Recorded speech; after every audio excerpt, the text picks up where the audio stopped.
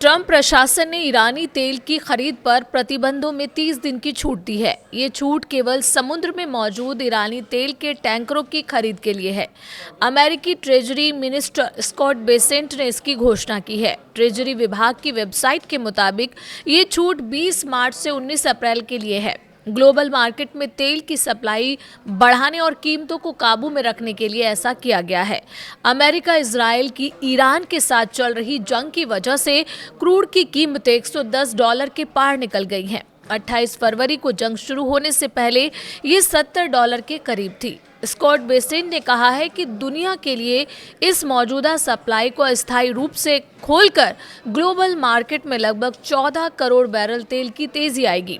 इससे दुनिया भर में ऊर्जा की उपलब्धता बढ़ेगी और सप्लाई पर जो अस्थायी दबाव बना है उसे कम करने में मदद मिलेगी। ट्रंप प्रशासन ने गुरुवार को एक नया जनरल लाइसेंस जारी किया, जिसके तहत उन रूसी टैंकरों से तेल बेचने की इजाजत दी गई है जो 12 मार्च तक लोड हो चुके थे। अमेरिकी ट्रेजरी विभाग के मुताबिक ये छूट 11 अप्रैल 2026 तक लागू रहेगी। नया लाइसेंस 12 मार्च को जारी किए गए पिछले 30 दिन के सेक्शन वोवर की जगह लेगा। पुराने लाइसेंस में कुछ तकनीकी स्पष्टता की कमी थी।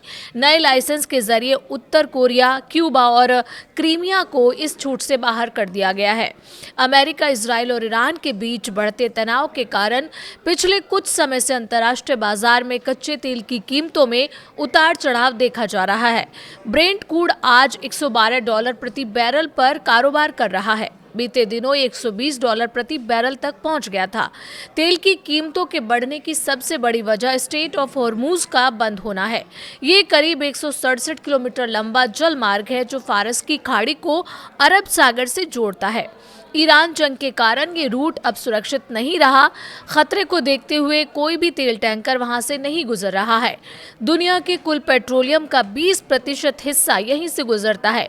सऊदी अरब, इराक और कुवैत जैसे देश भी अपने निर्यात के लिए इसी पर निर्भर हैं। भारत अपनी जरूरत का 50% कच्चा तेल और 54% LNG इसी रास्ते से मंगाता है। ईरान खुद इस रूट से एक्सपोर्ट करता है। ईरान पर प्रतिबंधों की शुरुआत 1989 में हुई थी। ईरान पर तेल प्रतिबंध मुख्य रूप से उसके परमाणु कार्यक्रम को रोकने के लिए मजबूर करने के उद्देश्य से लगाए गए थे। ईरान पर प्रतिबंधों की शुरुआत 1989 में हुई, जो तब तेहरान में अमेरिकी दूतावास के कर्मचारियों को बंधक बना लिया गया था। 2015 में ओबामा प्रशासन के दौरान ईरान के साथ परमाणु समझौता हुआ। इसके बदले में ईरान पर से तेल निर्यात करने के पाबंदियां जो थी वो हटा ली गई थी। बात 2018 की करें तो तत्कालीन राष्ट्रपति डोनाल्ड ट्रंप ने परमाणु समझौते से बाहर निकलते हुए कड़े प्रतिबंध लगा दिए। ईरान की तेल की कमाई को जीरो करने के लिए ऐसा किया गया। अब सवाल ये उठता है कि अमेरिका ने अचानक ईरान पर लगे प्रतिबंधों में ढील क्यों दी। इसका जवाब है, ईरान के साथ युद्ध शुरू हुए 3 हफ्ते हो चुके हैं। इस दौरान मिडिल ईस्ट में तनाव और स्ट्रेट ऑफ हॉर्मूज के बंद होने से ग्लोबल सप्लाई चेन ठप हो गई है। कच्चे तेल की कीमतें 3.5 साल के उच्चतम स्तर पर पहुंच गई हैं। इस एनर्जी क्राइसिस से निपटने के लिए ट्रंप प्रशासन ने ये कदम उठाया। अब सवाल ये कि क्या ये अमेरिका का ईरान के प्रति नरम रुख है? तो जवाब है बिल्कुल नहीं। ट्रेजरी सेक्रेटरी स्कॉट बेसेंट का कहना है कि ये एक सोची समझी रणनीति है। उन्होंने एक्स पर लिखा, हम तेहरान के खिलाफ ईरान के बैरल का इस्तेमाल कर रहे हैं ताकि कीमतें कम रखी जा सके। अमेरिका का तर्क है कि ये तेल वैसे भी चोरी छिपे चीन को बेचा जाता है। इससे बेहतर है कि इसे वियतनाम या थाईलैंड जैसे अमेरिकी सहयोगी देश खरीद लें। सवाल एक ये भी है कि क्या इस तेल की बिक्री से होने वाली कमाई का ईरान क्या करेगा? तो इसका जवाब है कि अमेरिका ने साफ किया है कि ईरान के लिए इस कमाई को हासिल करना बेहद मुश्किल होगा। बेसेंट के मुताबिक अमेरिका अंतर्राष्ट्रीय बैंकिंग सिस्टम पर अपनी पकड़ बनाए रखेगा ताकि ईरान इस पैसे का इस्तेमाल ना कर सके। हालांकि विशेषज्ञों का मानना है कि तेल की कीमतें 33% तक बढ़ चुकी हैं। ऐसे में ईरान की कुछ न कुछ आर्थिक फायदा तो जरूर होगा। एक सवाल ये भी है कि क्या 14 करोड़ बैरल तेल दुनिया की जरूरत के लिए काफ़ी है?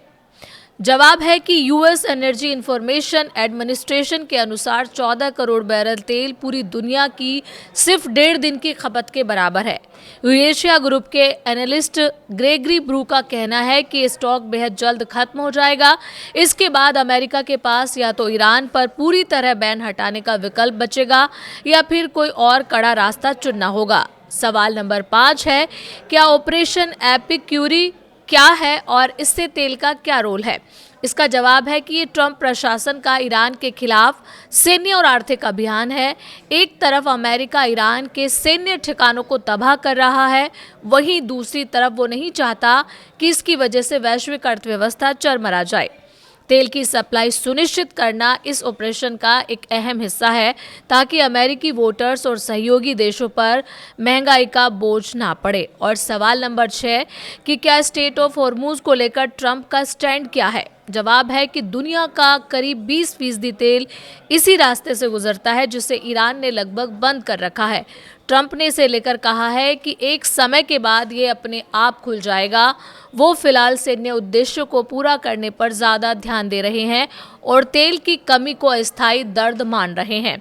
सवाल नंबर 7 कि आगे क्या होगा? एक्सपर्ट की क्या राय है? जवाब है कि विशेषज्ञों का मानना है कि अमेरिका के पास अब बहुत कम विकल्प बचे हैं। पूर्व अधिकारी लैंडन ट्रेजेट्स के मुताबिक स्थिति बेहद गंभीर है। अब या तो अमेरिका को किसी भी तरह स्टेट ऑफ हॉर्मूज खुलवाना होगा या फिर और भी गंभीर आर्थिक परिणामों के लिए तैयार रहना पड़ेगा। सैंक्शन वेवर क्या होता है? जब एक देश दूसरे पर व्यापारिक प्रतिबंध लगाता है तो कुछ खास स्थितियों में व्यापार जारी रखने के लिए जो कानूनी छूट दी जाती है उसे वेवर कहते हैं। अमेरिका अक्सर अपनी ज़रूरत और ग्लोबल मार्केट के संतुलन के लिए ऐसे अस्थायी वेवर जारी करता रहता है। भारत पर इसका क्या असर होगा? भारत अपनी ज़रूरत का 80% से ज़्यादा तेल आयात करता है। अगर ग्लोबल मार्केट में 14 करोड़ बैरल एक्स्ट्रा तेल आता है तो पेट्रोल डीजल की कीमतें स्थिर रह सकती हैं। गौरतलब है कि ईरान युद्ध 28 फरवरी को शुरू हुआ। उस दिन अमेरिका और इजराइल ने मिलकर ईरान पर अटैक किया था। उस अटैक में ईरान के supreme leader Ayatollah Ali Khamenei की मौत हो गई थी। अमेरिका और इजराइल ने ईरान के न्यूक्लियर ठिकानों पर भी हमले किए थे। इसके बाद ईरान ने जवाबी हमले किए।